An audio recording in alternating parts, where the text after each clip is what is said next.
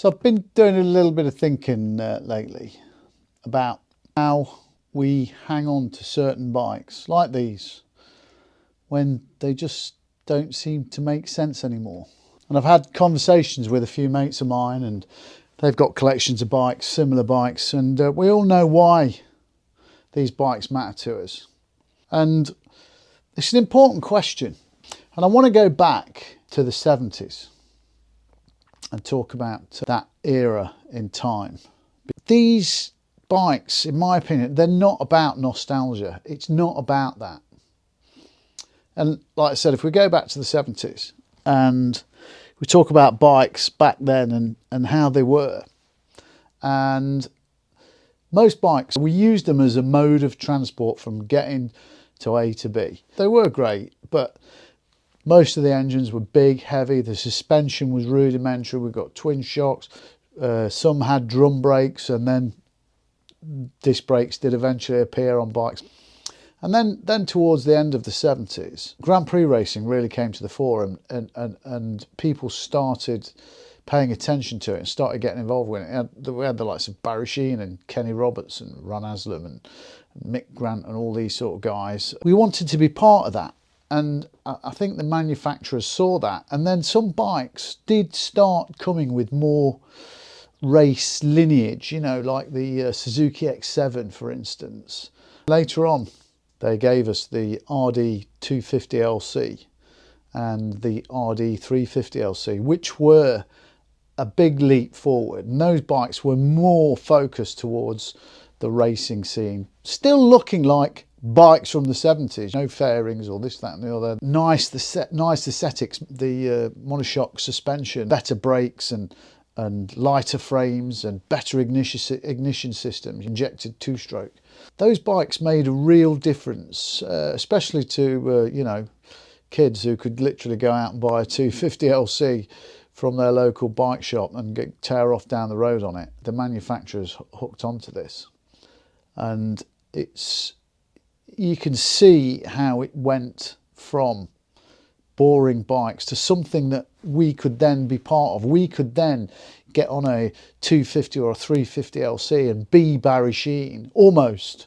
We still didn't have the GP race replicas. People started modifying their bikes to look like race bikes, and it was a really, really good time to be alive. And a lot of you will remember the 250, 350LC because they are iconic bikes. And that was a step change from motorcycling from the 70s, which brought us into the 80s. And it was a fantastic era. But shortly after that, we were given these, the RD500, the Suzuki RG500 and the beautiful NS400, and coming down here, the stunning Honda VF1000R. Honda could see where this was going. They could see what was going to happen in the future. And the VF1000R was a four-stroke iteration of these bikes. And it looked just stunning. Beautiful bike with a lot of technology, and technology that's gone on into bikes that we see today.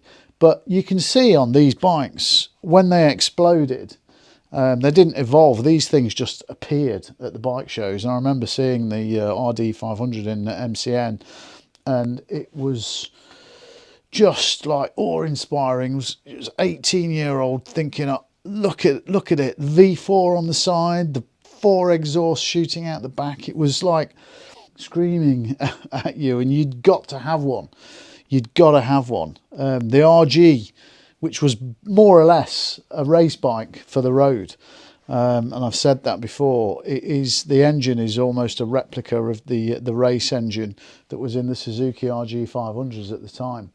And then we got the Honda NS400 down here, which was a beautiful little bike. These bikes, you know, the Yamaha with its V4 layout, it was basically two 250s put together, but in a 50-degree position, you know, with the engine. Twin crank, balancer shaft, 4-cylinder, 2-stroke. The Suzuki with its race heritage, straight from the GP500, as I already said. This thing looked like the race bike, and the Honda with its beautiful engineering and its V3 layout, reverse to the race bike. It was a great time. They were never going to last long. They were never going to be around forever. But the manufacturers knew where they were. Bikes were no longer modes of transport. They were an extension of our personalities. All of a sudden you could be Barry Sheen or Kenny Roberts. They set a precedent of how bikes were going to be around for the future. These developed the next lot of bikes, which quickly came along, and the manufacturers knew where they were. They could understand what the customer wanted, what the consumer wanted. Very quickly after these bikes came on the scene, the manufacturers could all see where this was going, and these bikes were pretty unreliable. They had, we had the emissions rules, which meant that they could never be developed further. Two strokes then went on into development in 250cc bikes to keep the two-stroke dream alive, if you like. But for these Grand Prix race replicas, their time was done, and very quickly, and during the same time, more or less, bikes like the Suzuki GSXR 750 were developed. Those bikes all became more reliable on the road and on the racetrack, and could be tuned better.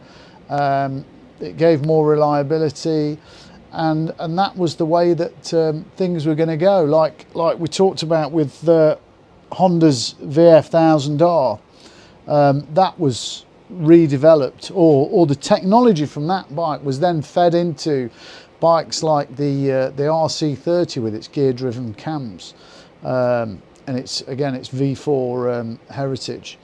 After this era, like I said, the manufacturers knew where they were going, and bikes just got better and better and better. But all that race lineage was from this era in motorcycling. These three bikes which came onto the scene into the 80s then set the way ahead for motorcycles, and that's what makes them so special, and that's why I believe that we love them so much. With the advent of the like the Fireblade, which was a complete blockbuster, it changed motorcycling again forever, the 92 blade. Then in 1998 we had the mind-blowing Yamaha R1, which I had at the time when they first came out, the 4XV, and what a great bike that was. It was just a race bike for the road, and we quickly then got more and more bikes. The power was going up, the technology was going up, bikes were changing. Almost every year we got better and better bikes, and we've reached a point now with sports bikes where this sort of thing will never happen again. These bikes were for the masses, but we did have the odd replica, and we still get the odd one today with the Aprilia X Trenta, which is an awesome looking MotoGP replica bike, closest thing you can ever get. But again, these bikes are not for the masses. They're unique, and generally only wealthy people can afford them, whereas these things anybody could buy and be the next racer, and that's what makes these bikes so important for the time. They were just awesome. We've gone full circle from race-derived sports bikes, but now we can't really use them, so people have gone back to naked bikes, which have almost turned into where we were back in the 70s. And again, a lot of naked bikes, they've got great technology, they're more rideable, more usable, and that's what people want nowadays. The manufacturers have had to again readapt to the market to give us bikes that we want. So we have come full circle in a way. But, as I said, it's all down to that era in the 80s when motorcycling fundamentally changed. And we can never, ever have that again. It'll never happen again. So I hope you've enjoyed that sort of a little bit of history. If you've got your own thoughts or comments that you want to make, we can have a discussion in the, you know, on the comments section. Or, yeah, tell me what you think. Let me know. And in my next video, I'm going to go a little bit off piece from the two strokes, and I'm going to be doing a bit of a discussion and probably a ride out if we ever get some decent weather on the VF1000. Do a little test ride on it. We'll have a little chat about it, have a little talk, but let me know what you want to see. We will get these bikes out in the summer. And do, like I said, some road tests, some comparisons. Yeah, don't forget, drop us a like if you enjoyed this, leave us a comment, and hit subscribe, and we'll see you all again soon. Thanks a lot, take care.